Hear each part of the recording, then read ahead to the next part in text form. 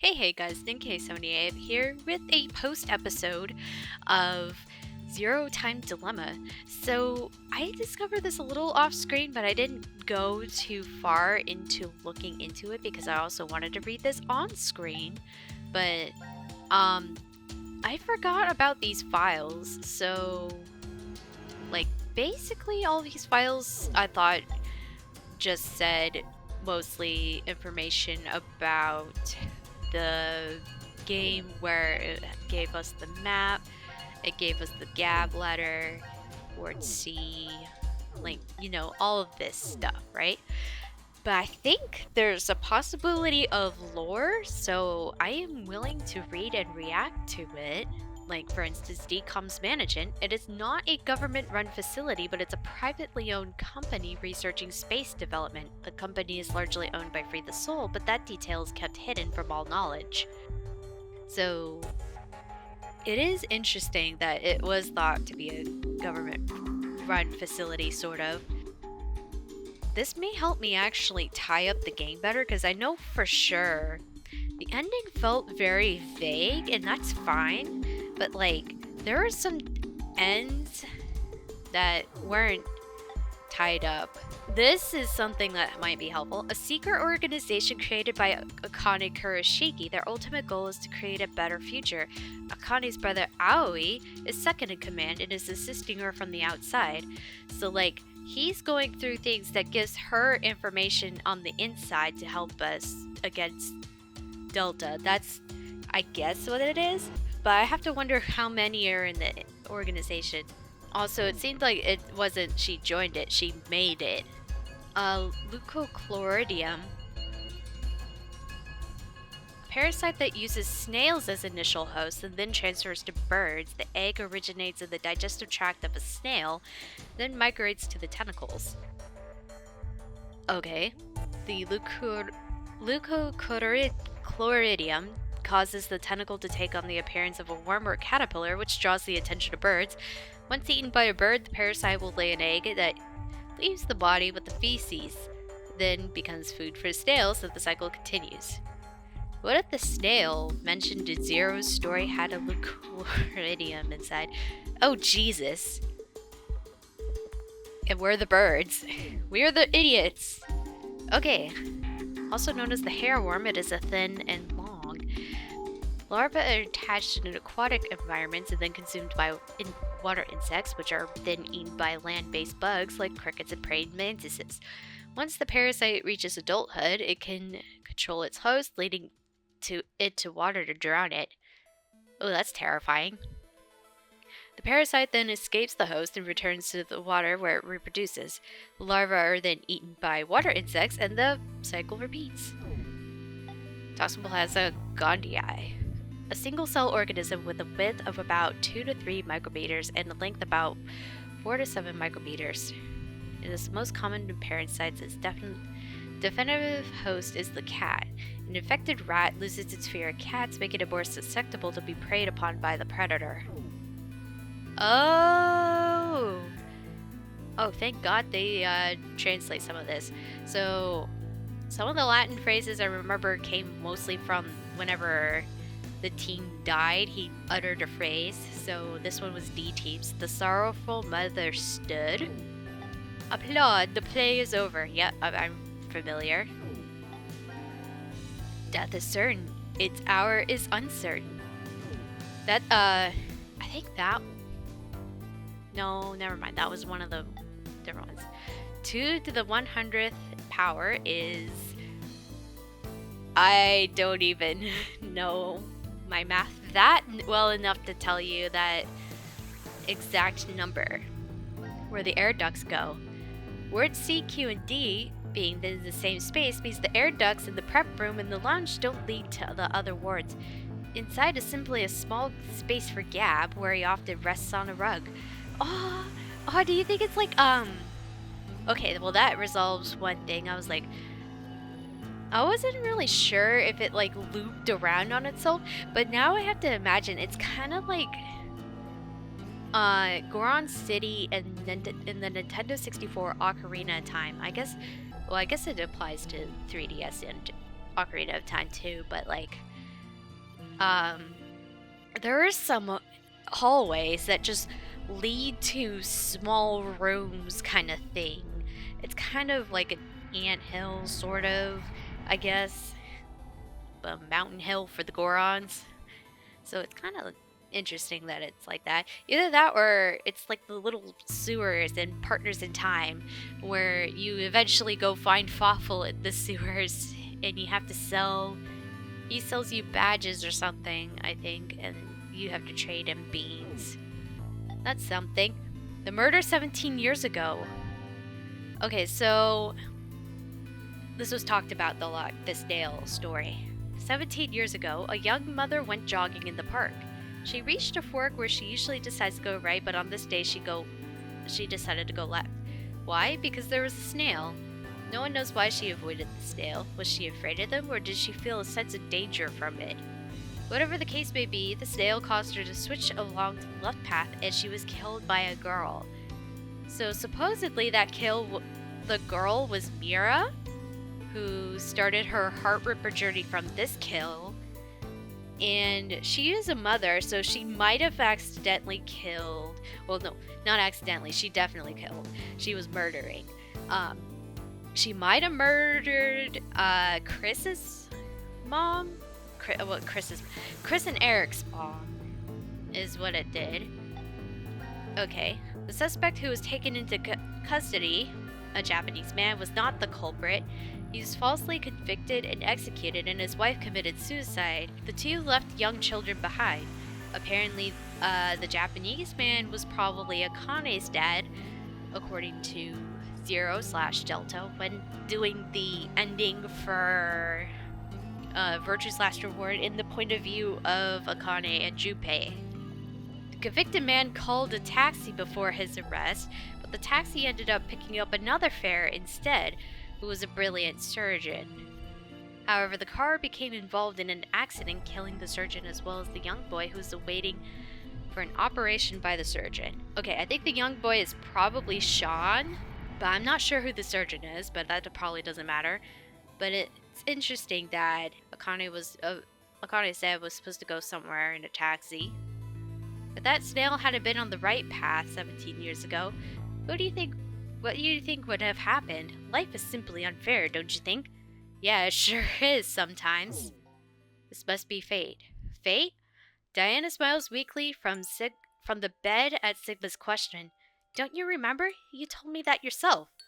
Me? I never said it. If it was really me, then... Yeah, the Sigma who was 67 inside. Diana shifts to her frail hand closer to Sigma, and he gently grasps it between his own. The Sigma before her is not the one who was trapped in the shelter. It's the same body but a different consciousness. On April 13, 2029, Sigma was at the headquarters of Crash Keys. His eye and arm was replaced with robotic ones. There, the young Sigma returns to his body from 45 years in the future and begins to carry out Akane's instructions. I'm assuming this is the young body swapping places with the old body. How many years has it been since you came here, Diana? A little over 3, I think. I followed you here in May 2029. A violent coughing fit takes over after she speaks. Sigma helps her sit up and softly pats her until it subsides. Why didn't the medical pod work? I told you, it's fate. Diana's skin is deathly pale, but her eyes still shine with life, just like a child's. Oh dear. I guess this is somewhat what happened a little bit after the scene where we see, it's either before or after you see Akane again in Virtue's Last Reward, maybe? Anyways, I've always dreamt of coming here. Did you know that Diana is the name of the goddess of the moon? I've always wanted to do this ever since I was little, so I'm perfectly fine dying here. What are you saying? I have been able to spend the last 3 years living with you, Sigma. I've treasured every moment. Sigma lowers his head, his expression pain. Please don't make that face. You don't need to be sad. In the year 2074, you will shift back to Christmas 2028, and the next day, Old me will head to decom facility in the Nevada desert and meet you. Diana nods. Sigma closes his eyes and shakes his head. That's not it. I mean, I'm in love with you. His declaration stops as Diana's lips close over his in a kiss, and the rest of his words are lost. After a moment, Diana murmurs, "It must be a wonderful future. The future where we found each other in 2028. Sigma holds on to her tightly. Aching, hurtful sobs echo within a cold, silent world.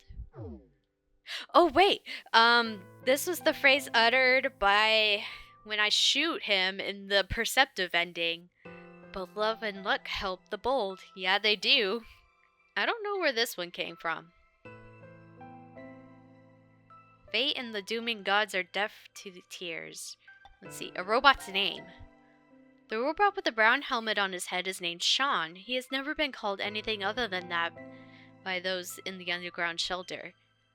Well, how come... I guess they never really address him. Like, they're very careful with their words to not address him as Q, but they also don't address him as Sean either. It's really strange. Also, I'm not sure how they understand that this boy is named Sean. The other Phi.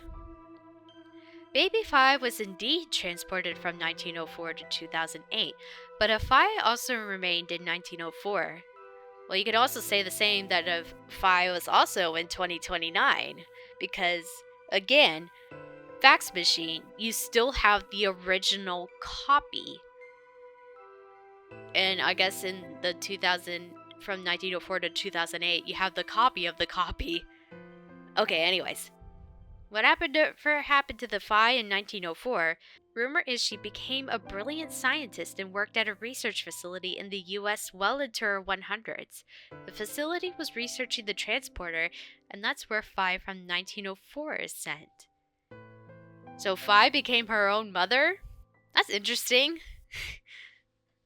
Well, that's for a brief period of time, and then the one in 2008 probably had to have had other people watching her, because not very many people live past, well, in this universe, 124. That's kind of insane. Post-payoff, Carlos. The day is bright and clear. A girl in white dress strolls along the beach, the wind tossing her long blonde hair playfully. Up until half a year ago, she had been confined to a bed. Carlos's eyes still tear up every time she sees her smile. Come on, Carlos. You don't always have to help me. That's the point of my rehab. Oh, you're right. Sorry, Maria. Carlos brushes her hair out of her face. It's definitely not the summer sun that's making him act out of sorts. It's the fact that his sister is here standing before him. Maria grins up at him.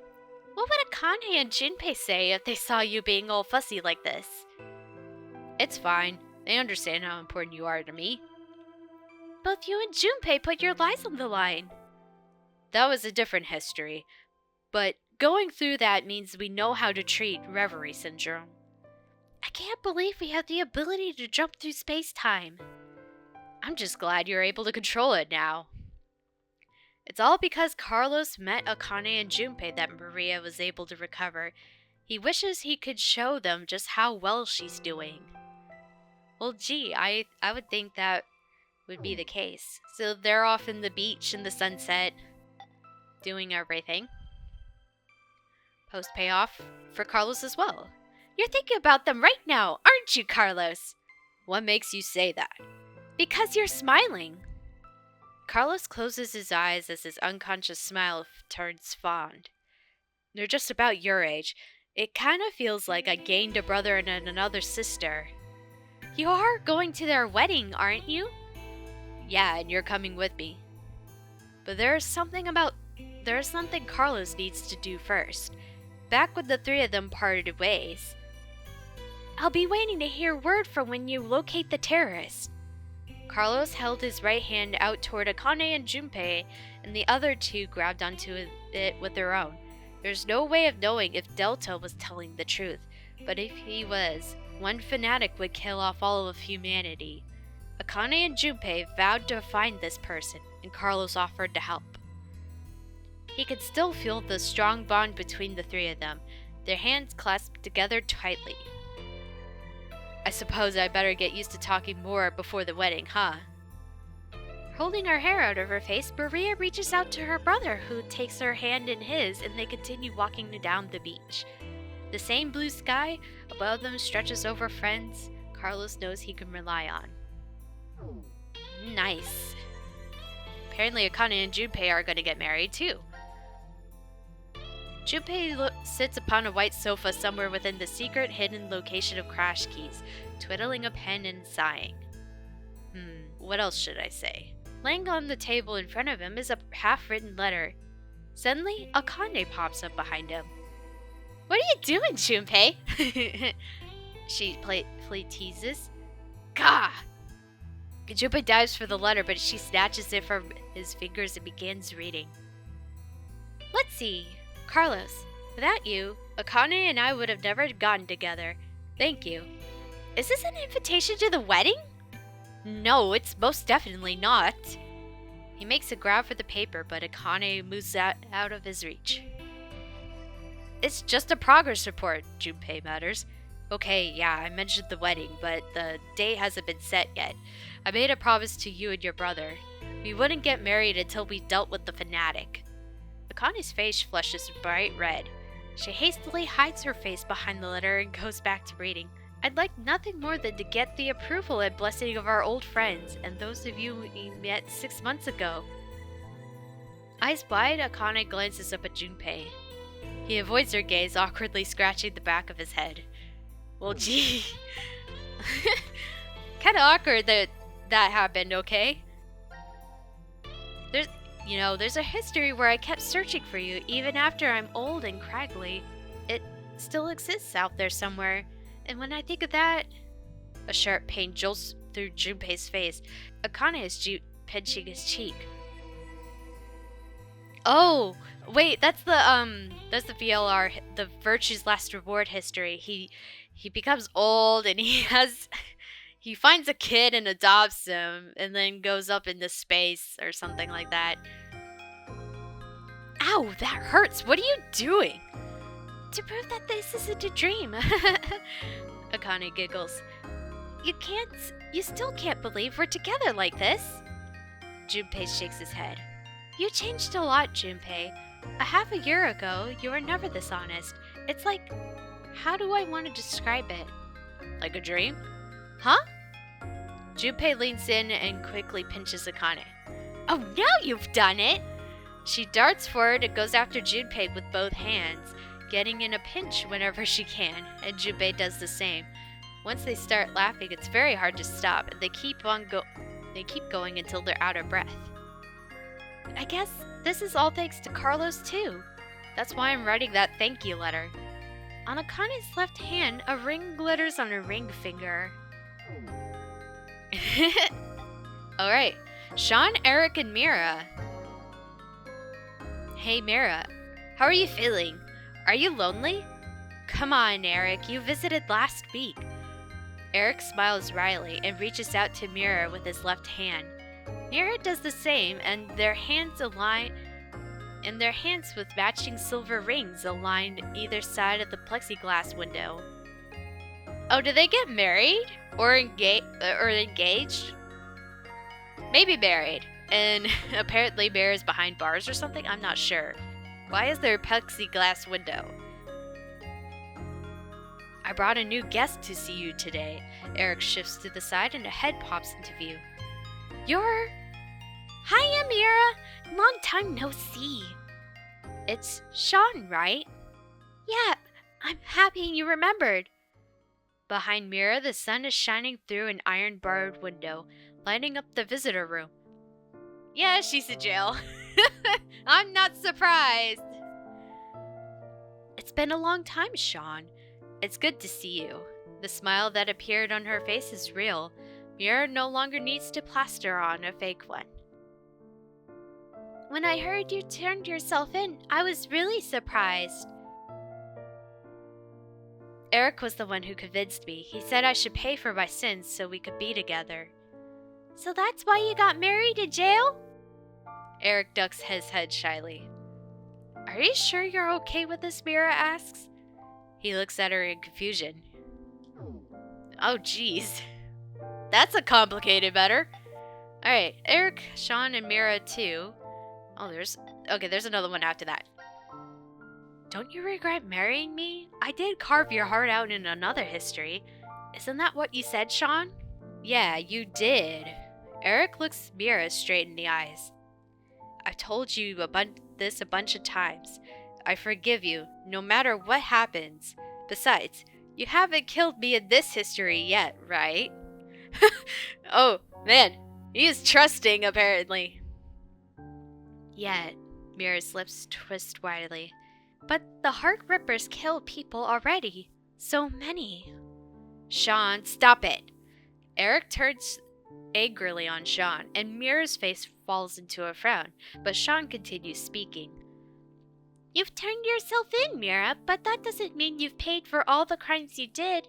I doubt the family and friends that were left behind would forgive you, even if you were put on death row. There's no way you could clear your sins here. Mira grits her teeth.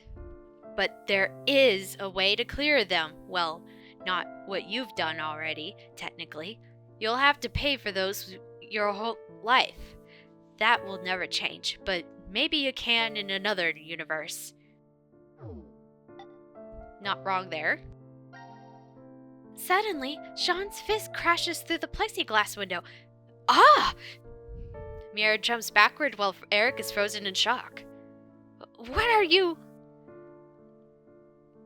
Eric can't even finish speaking before Sean moves. Jumping through the broken window, he kicks the outside wall of the visitor room, causing it to crumble and reveal a giant hole. An alarm immediately starts blaring and the police officers rush into the room, but Sean darts forward and takes them all down in a blink of an eye. He holds out his hand to Mira. Let's go! Go where? I know where the transporter is being stored.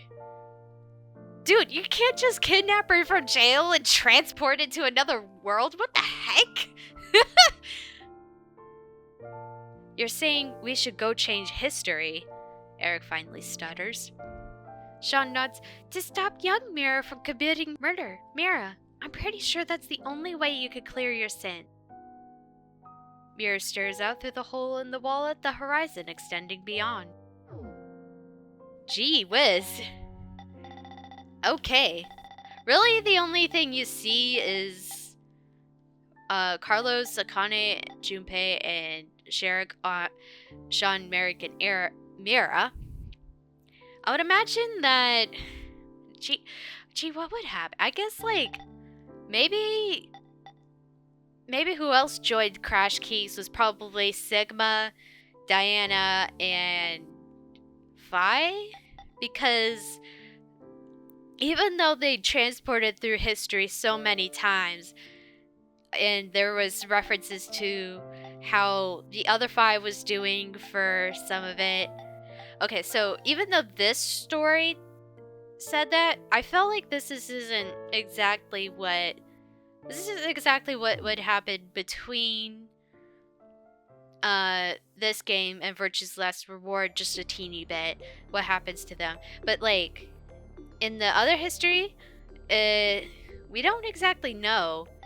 I would have to imagine Sigma, Phi, and Diana all join Crash Keys in some way, or maybe Diana goes back to her job while Sigma and Phi join Crash Keys to help Akane and Junpei go after the fanatic who is supposedly trying to end the lives of, well, 8 billion people on Earth, so that's a thing. I'm really glad that I read through it. I got some better closure to this, because it seems like well, Delta could probably... We don't even know what happens to Delta exactly either. But I imagine maybe Delta is kind of forced to work with Akane and Junpei to figure out the fanatic better with his mind hack abilities, even though it might be a hesitancy thing too. But he can't live for that long. He's 124. But this is better than just being left with, okay, everyone's stuck in the desert now with a gun, choosing whether or not to kill Delta from experiencing all that stuff. They're off to find the fanatic. Alright. Thank you guys for watching, and I hope you guys enjoy the next Let's Play that I put on this channel. See you guys then.